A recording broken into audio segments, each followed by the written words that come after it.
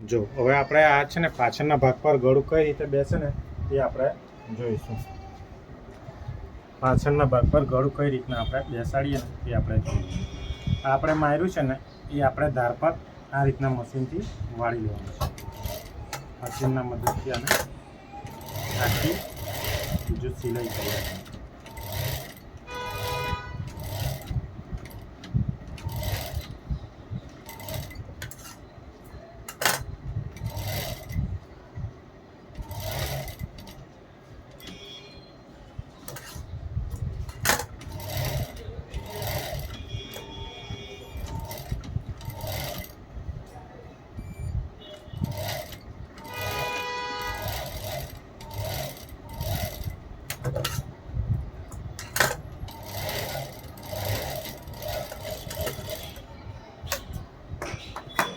આ પ્રમાણે આપણે બધી બાજુથી ગળાને વાળી લેવાનું છે.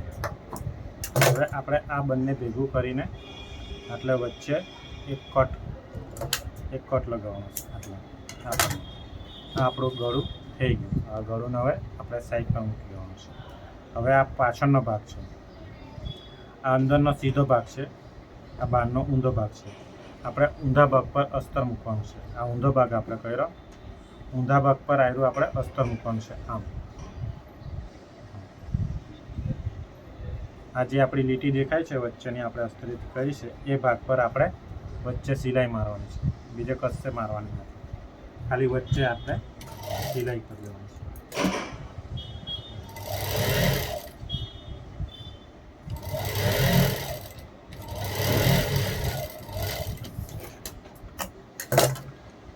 આપણી આ વચ્ચે સિલાઈ થઈ ગઈ. આપણું આ મિડલ કહેવાય. આટલું થઈ ગયું. પછી હવે આપણું ગળું લેવાનું છે. આ ગળું હવે આ જે વચ્ચે છે એના પર જ આપણું આ મિડલ રાખી દેવાનું છે. એટલે આમ આ પ્રમાણે આ જે આપણી નીચેની સિલાઈ છે એના પર જ આપણે આ લીટી બેઠી આ ગળું મૂકી દેવાનું છે. આ પ્રમાણે હવે જે આ લીટી છે ને એના પર જ આપણે બેઠું સિલાઈ મારી દેવાનું છે.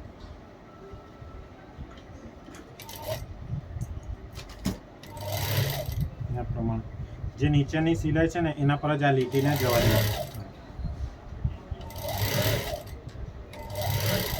એટલે પોઈન્ટ સુધી છેલ્લે સુધી મારી દેવાનું.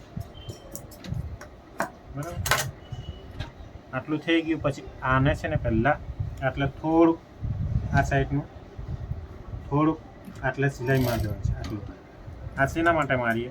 આ ગળું ખસી નહીં જાય, ઉપર નહીં ચડી જાય એના માટે આપણે આટલે થોડી પહેલાં સિલાઈ મારી દેવાનું. હવે આટલેથી સ્ટાર્ટ કરવાનું છે. આખી સિલાઈ આ ગળાને આખું સિલાઈ મારવાનું છે. બરાબર,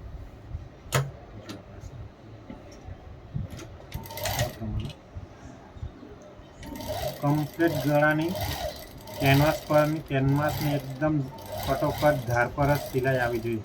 કેનવાસની ઉપર બી નહીં ચડવી જોઈએ, કેનવાસની પેલી બાજુ બી નહીં જવું જોઈએ.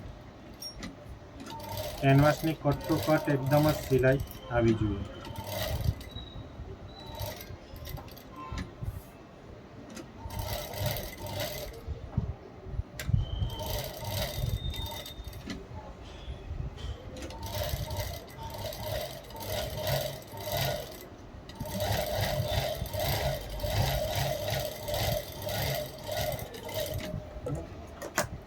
આ પ્રમાણે એકદમ મસ્ત ફિનિશિંગ સાથે કોઈ બાજુ એમ આવી રીતના બી નહીં થવું જોઈએ. આમ સીધું કમ્પ્લીટ સરખું ગળું આપણું આ રીતના ચોંટવું જોઈએ. આ રીતના પછી આ રીતના કમ્પ્લીટ સિલાઈ દેખાય છે તમને? જો મેં કેવી કમ્પ્લીટ સિલાઈ મારી છે. આ પ્રમાણે આપણી સિલાઈ બી એકદમ કમ્પ્લીટ આવી જોઈએ. ધાર ટુ ધાર એકદમ ધાર ટુ ધાર કમ્પ્લીટ આપણી સિલાઈ આવી જોઈએ. આ કેનવાસ પર સિલાઈ ચડવી નહીં જોઈએ. બસ આ પ્રમાણે આપણે સિલાઈ મારવાની છે. પછી હવે ગળું કાપવા માટે આટલું દબાણ રાખવાનું છે. જો આ પ્રમાણે આપણે શેપમાં ગળું આખું કાપવાનું. આ પ્રમાણે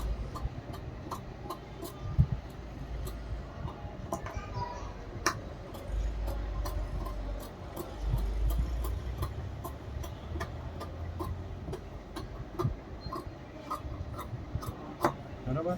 આપણું ગળું આ પ્રમાણે આપણે પાછળનું ગળું આ પ્રમાણે કાપવાનું છે આખું. હવે આમાં કટ મારી લેવાના થોડા થોડા. સિલાઈની કપાવી જોઈએ એ પ્રમાણે આપણે કટ મારવાના. આપણે જે સિલાઈ મારી છે ને એ સિલાઈ આપણી કપાવી નહીં જોઈએ. આ ખૂણા પર કમ્પ્લીટ સરખો કટ મારી દેવાનો. આમાં રાઉન્ડ શેપ અહીંતા ખાસ કટ મારવાના. સિલાઈ નહીં કપાઈ જવી જોઈએ તેનું ખાસ ધ્યાન આપવાનું આ કટ મારે ત્યારે. બસ આ પ્રમાણે આપણું ગળું તૈયાર થઈ ગયું. હવે આને આમ કરીને એક સાઈડ પાડીને આમ ખાલી નખ મારી લેવાનું છે આ પ્રમાણે. આટલું થઈ ગયા પછી હવે એને ડાયરેક્ટ આ ગળું હવે અંદર જતું રહેશે આ બાજુ. હવે એને પલટાઈ લેવાનું છે. એ થઈ ગયું. હવે આટલે બૂટની સિલાઈ આપણે મારવાની છે.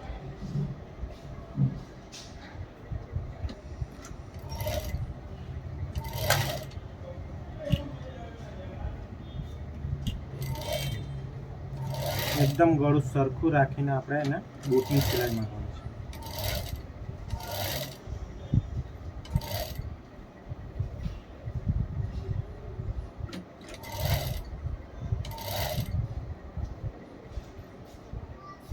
ગળાના શેપ પ્રમાણે આપણે એને સરખું કરતું જવાનું છે.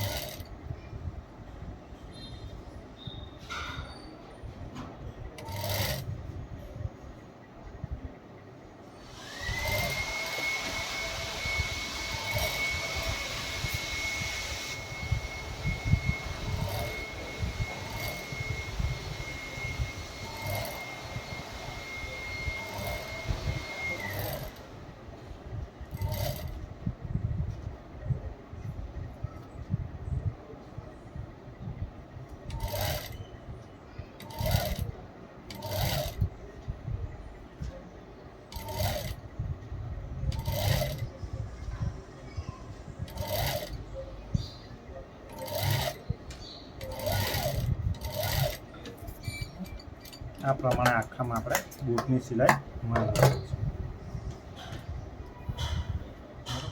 આ આપણું પાન આકારનું ગળું તૈયાર થઈ ગયું.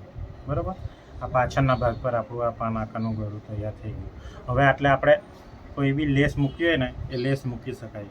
કોઈ બી ડિઝાઇન કરી લેસ મૂકી હોય ને એ આ પ્રમાણે આપણે કરી શકાય. જે આપણે લેસ મૂકવું હોય ડિઝાઇન કરવું હોય એ આપણે આમાં કરી શકાય. આ રીતે આપણે પાછળનું ગળું કોઈ બી કેનવાસર બનાવવું હોય ને તો આ રીતના આપણે પાછળનું ગળું બનાવી શકાય. બૂટની સિલાઈ એટલે આટલી બૂટની સિલાઈ મારવાની. આને બૂટની સિલાઈ કહેવામાં આવે છે. બરાબર. આ રીતના આપણે પાછળનું ગળું બનાવવાનું. બરાબર.